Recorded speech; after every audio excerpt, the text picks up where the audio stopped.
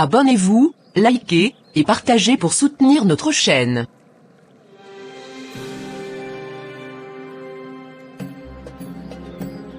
Je n'arrive plus à me transformer à cause des prières de la voisine.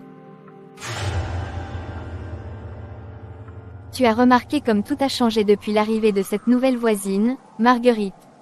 Je n'arrive plus à me transformer en sorcière dans la nuit. C'est comme si un voile de lumière s'était abattu sur notre quartier. Je me demande si elle ne nous jette pas un sort avec toutes ces prières incessantes. Oh, je te le fais pas dire, Pauline. C'est insupportable. Chaque soir, je me prépare avec mes potions et mes incantations, et là, paf. Elle se met à prier comme si sa vie en dépendait. J'ai même essayé de contrarier son énergie en chantant des incantations à voix haute, mais elle ne fléchit pas. Au contraire, il semblerait qu'elle se renforce. C'est exactement ça, je l'ai vue, là, à la fenêtre, levant les bras au ciel comme si elle pouvait toucher la lune elle-même. J'ai l'impression que son aura lumineuse absorbe toute notre magie. Tu te souviens des nuits où nous dansions autour du vieux chêne? Maintenant, on dirait qu'on est coincé dans une sorte de purgatoire spirituel. Oui, et je me demande si elle ne fait pas ça exprès. Peut-être qu'elle sait qui nous sommes vraiment. Peut-être qu'elle a découvert notre petit secret. Imagine un peu, une voisine qui prie pour nous sauver de nous-mêmes. C'est presque comique, si ce n'était pas aussi tragique. Je suis prête à tout pour retrouver nos nuits de sorcellerie. Que dirais-tu d'une petite expédition nocturne pour découvrir ce qu'elle fait réellement? Peut-être qu'il y a un moyen de briser ce sortilège de lumière qu'elle a jeté sur notre quartier. Oh, j'adore cette idée. Nous pourrions nous glisser dans son jardin, observer ses rituels et voir si elle cache quelque chose d'inhabituel. Qui sait, peut-être qu'elle a un grimoire ou un talisman qui lui permet de canaliser toute cette énergie divine. Oui, et si nous découvrons quelque chose d'intéressant, nous pourrions l'utiliser contre elle. Après tout, une sorcière ne devrait jamais être à court d'astuces. Et puis, si elle pense pouvoir prier pour nous sauver, elle va avoir une surprise. Exactement, je m'imagine déjà en train de lui lancer un sort de transformation pendant qu'elle est en pleine prière. Imagine son visage, mais attention, il faudra être discrète. Cette voisine a l'air d'avoir des yeux partout. Alors c'est décidé, préparons nos capes et nos potions. Cette nuit, nous allons découvrir les secrets de notre voisine maléfique et reprendre possession de nos nuits enchantées. Tu sais, Pauline, je ne peux pas m'empêcher de penser que cette Élodie a quelque chose de particulier. Chaque fois que je la vois dans son jardin, elle semble perdue dans ses prières, comme si elle cherchait à communiquer avec des forces invisibles. Ça me met mal à l'aise. Je ressens la même chose. On dirait qu'elle veut attirer l'attention des esprits, mais pas ceux que nous aimons. C'est comme si elle voulait s'imposer dans notre petit monde de sorcellerie. Je ne sais pas pour toi, mais je n'aime pas l'idée qu'elle puisse nous espionner pendant que nous pratiquons nos rituels. Exactement, mais attends une minute. Et si nous utilisions cela à notre avantage? Si elle est si préoccupée par ses prières, peut-être qu'elle pourrait nous être utile. Imagine si nous devenions amis avec elle. Nous pourrions apprendre ses secrets tout en cachant les nôtres. C'est une idée intrigante. Nous pourrions nous rapprocher d'elle, lui faire croire que nous sommes des alliés. Elle serait tellement occupée à prier pour notre bien qu'elle ne se douterait de rien. Mais comment pourrions-nous l'approcher sans éveiller ses soupçons? Je pense que le meilleur moyen est de lui offrir quelque chose qu'elle apprécie. Qu'est-ce qu'elle aime? Peut-être des herbes pour ses prières. Nous pourrions lui dire que nous avons un jardin rempli de plantes magiques qui pourraient l'aider dans ses rituels. C'est vrai, mais si elle découvre que nous avons d'autres intentions, elle pourrait se retourner contre nous. Je ne veux pas me retrouver piégé dans ses prières, ou, pire encore, dans un de ses rituels mystiques. Ne t'inquiète pas, nous resterons prudents. Nous allons lui parler doucement, établir un lien de confiance. Une fois qu'elle se sentira à l'aise avec nous, nous pourrons lui poser des questions sur ses pratiques et voir comment elle utilise sa magie. Qui sait, peut-être qu'elle a des connaissances que nous n'avons jamais explorées. Tu as raison. Après tout, la meilleure façon de connaître son ennemi est de s'en rapprocher. Et puis, si jamais elle commence à prier contre nous, nous saurons comment riposter. Nous pourrions même utiliser ses propres prières contre elle. Oui, imagine-la, levant les bras au ciel en priant pour notre salut alors que nous utilisons les mêmes mots pour la transformer en grenouille. Ça serait épique. Mais restons discrètes. Nous devons être amicales et accueillants. D'accord, alors faisons-le. Je vais préparer un petit panier avec quelques herbes et fleurs de notre jardin. Nous pourrions même y ajouter une petite note amicale pour briser la glace. Qu'en penses-tu? C'est parfait. Et moi? Je vais chercher quelques potions douces que je pourrais lui offrir en tant que cadeau de bienvenue. Cela montrera que nous sommes sincères dans notre démarche. Abonnez-vous sur notre chaîne, pour ne rater aucun contenu. Seigneur, je viens à toi aujourd'hui, le cœur plein d'espoir et d'appréhension. C'est un nouveau départ pour moi ici, dans cette maison que je viens d'acquérir. Je te confie ce lieu, Seigneur, et je te demande de le bénir. Regarde ce jardin, Seigneur. Chaque fleur que j'ai plantée est une prière pour mes voisins, pour la paix et l'harmonie. Je veux que cet endroit soit un havre de bonheur pour tous ceux qui passent ici. Que chaque parfum qui s'élève des pétales soit un doux rappel de ta présence. Je sais que parfois, les cœurs sont lourds, et les esprits troublés, je te demande de veiller sur chacun d'eux. Que ceux qui habitent à proximité trouvent refuge dans cette communauté. Aide-nous à bâtir des liens solides, à nous soutenir les uns les autres comme une famille. Et surtout, je te confie ma nouvelle voisine. Que sa présence ici soit une bénédiction et non un fardeau. Seigneur, guide-la dans ses intentions et remplis son cœur de bienveillance. Qu'elle puisse trouver la paix dans son nouveau foyer et partager sa lumière avec nous tous. Protège-nous, Seigneur. Protège notre quartier des malheurs et des discordes. Je remets entre tes mains nos joies et nos peines. Que ta sagesse éclaire nos chemins et que ta force nous unisse dans l'amour. Merci, Seigneur, pour ce nouveau départ. Je sais que tu es avec moi à chaque pas que je fais. Que ce jardin soit le reflet de ta bonté et de ta grâce. Amen. Je dois terminer ce petit travail aujourd'hui. Et ce soir. Merci mon Dieu pour cette nouvelle maison si calme dans ce nouveau quartier. C'est qu'à 7 heures pourtant ma fille et mon mari sont allés se coucher après la prière. En tout cas je vais ouvrir, pour voir qui c'est. Oh, mais qu'avons-nous ici? La nouvelle voisine. Quelle charmante surprise. Je suis Pauline, votre voisine du côté droit.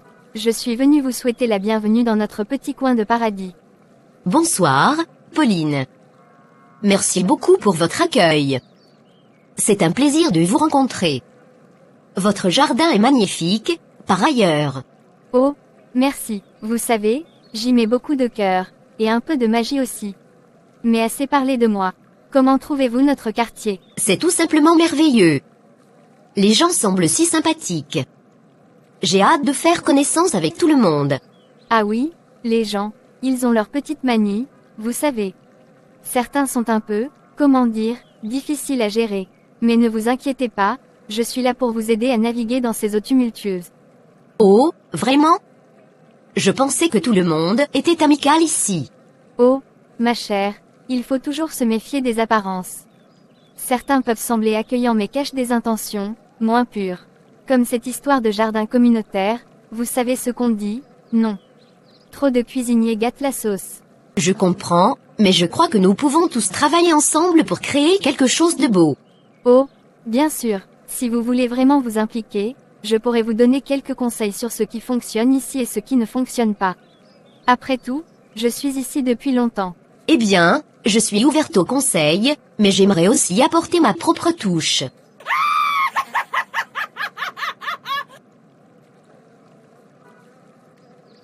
Ah, la jeunesse et son enthousiasme. C'est adorable, mais n'oubliez pas, Maria, parfois il vaut mieux rester dans l'ombre des grands chênes que de vouloir briller comme une étoile. Je pense que chaque personne a sa place sous le soleil, Pauline. Et je suis déterminée à faire briller notre quartier ensemble. Très bien, ma chère. Je suis impatiente de voir comment vous allez gérer cela.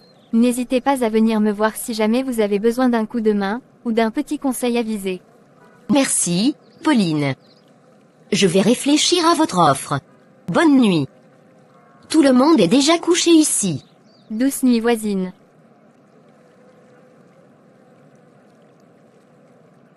Ah, Pauline, je t'ai vue en train de planter tes marguerites. Tu as l'air si occupée. Est-ce que ça signifie que tu as déjà commencé à t'occuper de la nouvelle voisine? Oh oui, ma chère. Je viens juste de revenir de chez elle. Elle s'appelle Maria, et elle est aussi naïve qu'une petite colombe. Une colombe? Dis-tu, que comptes-tu faire avec elle? Je vais lui faire croire que je suis son amie. Elle a besoin d'un guide dans ce quartier, et je compte bien l'utiliser à mes fins. Et quelles sont ses fins? Exactement. J'ai entendu des rumeurs sur un ancien trésor caché quelque part dans ce quartier. Si je peux gagner la confiance de Maria, je pourrai la convaincre de m'aider à le trouver. Elle ne se doute de rien. Quelle idée brillante. Mais fais attention, Pauline. Les gens peuvent être plus astucieux qu'ils n'en ont l'air. Ne t'inquiète pas pour moi. J'ai déjà concocté un petit plan. Je lui ai parlé des joies du jardinage et des merveilles du quartier. Elle est déjà sous mon charme. Et si elle commence à poser trop de questions? Oh, je saurai la détourner avec quelques histoires sur les autres voisins. Je lui parlerai des secrets sombres qui se cachent derrière les portes closes. Cela la rendra méfiante et dépendante de moi. Une excellente stratégie. Et si jamais elle devient trop curieuse, je peux toujours lui préparer une potion pour l'endormir, juste un petit coup d'œil dans son jardin, et elle ne se souviendra de rien. Non, pas encore. Je veux qu'elle ait confiance en moi d'abord. Je veux qu'elle se sente en sécurité avant de la manipuler. Mais garde cette potion sous la main, on ne sait jamais. Très bien, Pauline, je suis impatiente de voir comment cela va évoluer. Juste assure-toi de ne pas te brûler les ailes en jouant avec le feu. Oh, je suis une experte dans l'art du jeu. Marianne ne sait pas à qui elle a affaire. Nestor, tu es encore en train de ruminer cette histoire de la voisine? Oui, Maria. Je ne comprends pas pourquoi tu as ouvert la porte à cette heure-là. C'est dangereux. Mais elle avait besoin d'aide. Son fils était malade, et elle ne savait pas quoi faire. Je ne pouvais pas la laisser dans le besoin. Je comprends, mais tu sais très bien que je n'aime pas ces relations de voisinage. On ne sait jamais quelles intentions les gens peuvent avoir. Nestor, ce n'est pas tout le monde qui a de mauvaises intentions. La plupart des gens sont simplement comme nous, ils cherchent de l'aide quand ils en ont besoin. Peut-être. Mais il y a aussi des risques. Et si quelque chose de mauvais était arrivé, tu aurais ouvert la porte à un inconnu. Ce n'était pas un inconnu, c'était notre voisine. Nous vivons dans un quartier où les gens se connaissent. Je pensais que c'était la bonne chose à faire. La bonne chose à faire. Et si cela avait mis notre sécurité en danger, je préfère garder mes distances avec les voisins. Je comprends ton point de vue, mais parfois, il faut savoir tendre la main. La vie est faite de relations, même avec ceux qui vivent à côté de nous. Je sais, mais je m'inquiète pour nous. Je veux juste que nous soyons en sécurité. Maria. Je le sais, Nestor. Et je t'aime pour ça. Mais il faut aussi apprendre à faire confiance aux autres. La vie est plus belle quand on partage. Peut-être que tu as raison. Mais je resterai toujours vigilant. C'est tout ce que je demande. Un équilibre entre prudence et ouverture. D'accord. Je vais essayer de m'en souvenir. Mais promets-moi de toujours être prudente. Je te le promets. Aujourd'hui, c'est le bon jour. La voisine ne se doute de rien, comme d'habitude. Elle pense que je viens simplement lui rendre visite, mais en réalité, j'ai préparé quelque chose de spécial. Un petit remède, pas tout à fait innocent. Juste assez pour lui faire perdre un peu la tête, pour qu'elle se remette en question, qu'elle doute même de ses propres pensées. Je vais déposer ça discrètement dans sa douche ou peut-être dans son parfum préféré, elle ne saura rien jusqu'à ce que ce poison subtil commence à agir. Après tout, parfois, un peu de malice peut faire du bien, ou du moins, c'est ce que je me dis pour justifier mes actes. Mais qui sait? Peut-être qu'un jour elle découvrira la vérité, ou peut-être pas. En attendant, je quitterai cette maison avec le sourire, prête à voir comment mon petit secret va jouer son rôle. Enfin je suis arrivée. Je respire, je sonne. Et j'ouvre. Mon mari ne rentre pas en journée du boulot. Qui ça peut bien être? La porte est ouverte. Veuillez entrer.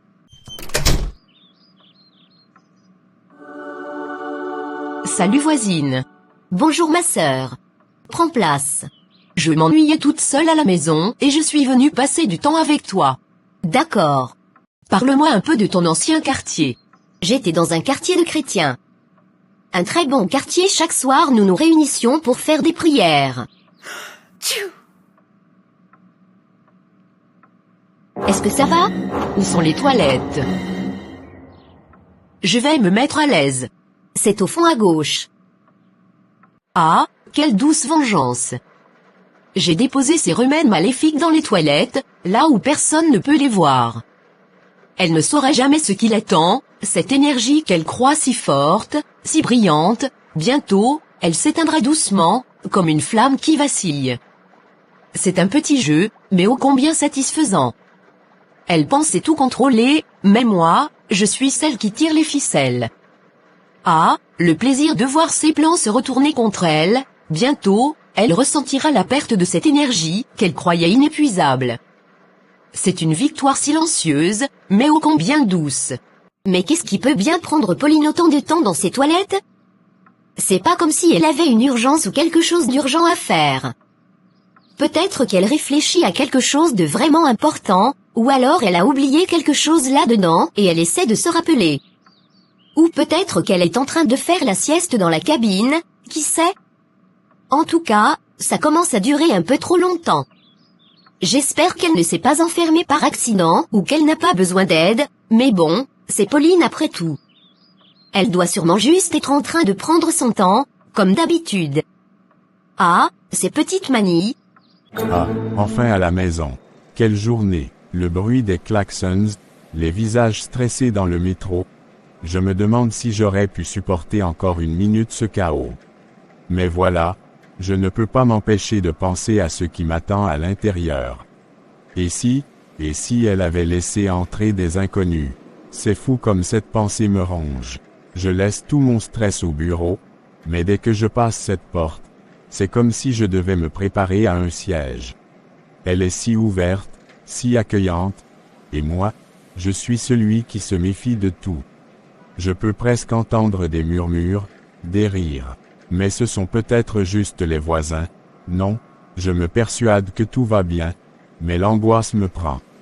Une simple visite de courtoisie peut rapidement dégénérer, surtout avec des gens que je ne connais pas.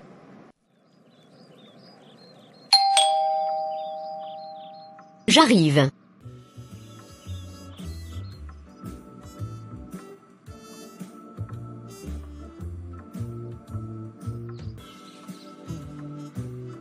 Bonne arrivée. Chérie. Comment était ta journée, mon amour? Bien bébé, j'espère que personne ne nous a rendu visite. Personne du quartier, je veux dire. Comme d'habitude, mais dis-moi, qu'est-ce qui se passe ici?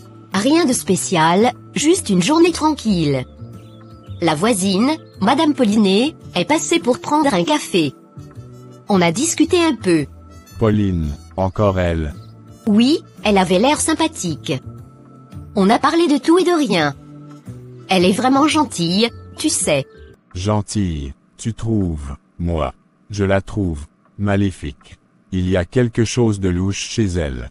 Maléfique? Nestor, c'est juste une voisine. Elle est un peu excentrique, c'est vrai, mais ça ne veut pas dire qu'elle est malveillante. Excentrique, c'est un euphémisme. Elle a ce regard, comme si elle pouvait lire dans nos pensées. Je n'aime pas ça. Tu es trop paranoïaque. Elle n'a rien fait de mal. Elle s'ennuie, c'est tout. C'est un acte de gentillesse de passer du temps avec elle. Un acte de gentillesse. Et si elle avait d'autres intentions? Qu'est-ce qui t'assure qu'elle ne cherche pas à se mêler de notre vie? Nestor, tu exagères. Elle est juste seule et elle cherche un peu de compagnie. Ça ne peut pas faire de mal. Je ne peux pas supporter l'idée qu'elle soit ici, dans notre maison, à discuter avec toi. Je préfère que tu ne l'invites pas à nouveau. C'est ma décision, Nestor. Je peux choisir mes amis. Et si je veux passer du temps avec la voisine, je le ferai. Je ne veux pas que cette femme ait une emprise sur nous. Je t'en prie, fais attention. Je comprends tes inquiétudes, mais fais-moi confiance. Tout ira bien. Docteur, qu'est-ce qui se passe avec ma fille? Monsieur, nous-mêmes ne comprenons rien par rapport à son cas. Comment ça? Depuis hier nuit que nous l'avons amenée après son malaise, on n'a aucune nouvelle. Nous sommes dépassés. Tous les examens montrent qu'elle est en parfaite santé, pourtant elle est mourante.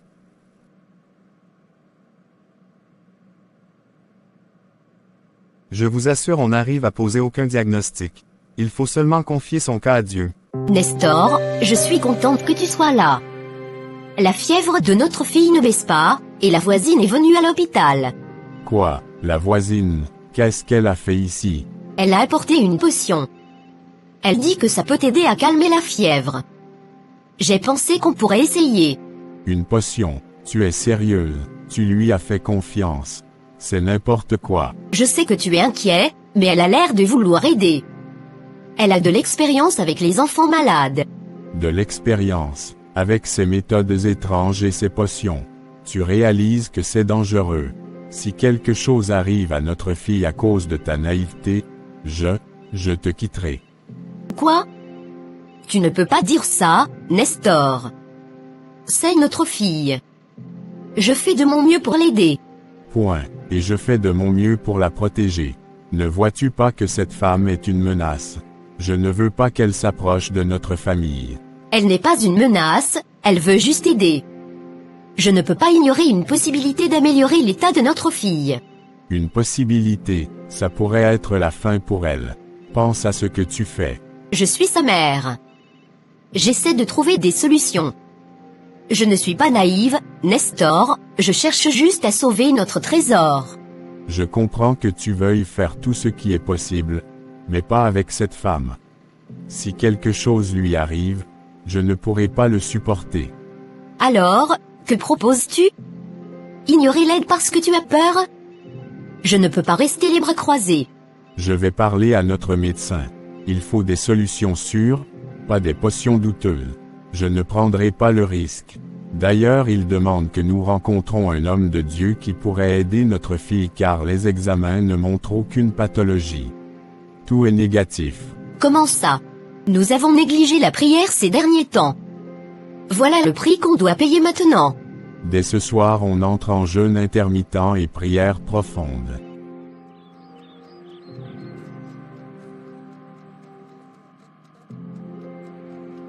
Je suis désolée. Je ne sais pas comment te dire ça, mais je suis responsable de la maladie de ta fille. Quoi? Comment peux-tu dire ça? J'ai utilisé des pratiques anciennes, des potions, je pensais que ça aiderait. Mais, je n'aurais jamais dû. Après avoir perdu mon fils, j'ai voulu croire que je pouvais aider les autres. Attends, tu veux dire que c'est à cause de toi que ma fille est malade? Je suis désolée, je pensais que ça fonctionnerait, mais ça a mal tourné. Je ne peux pas vivre avec. Comment as-tu pu nous faire ça? À cause de mes mauvaises actions, j'y ai perdu mon fils. Vos prières ont anéanti tous mes actes. Je veux donner ma vie au Seigneur. Voici une autre histoire similaire. Faites attention.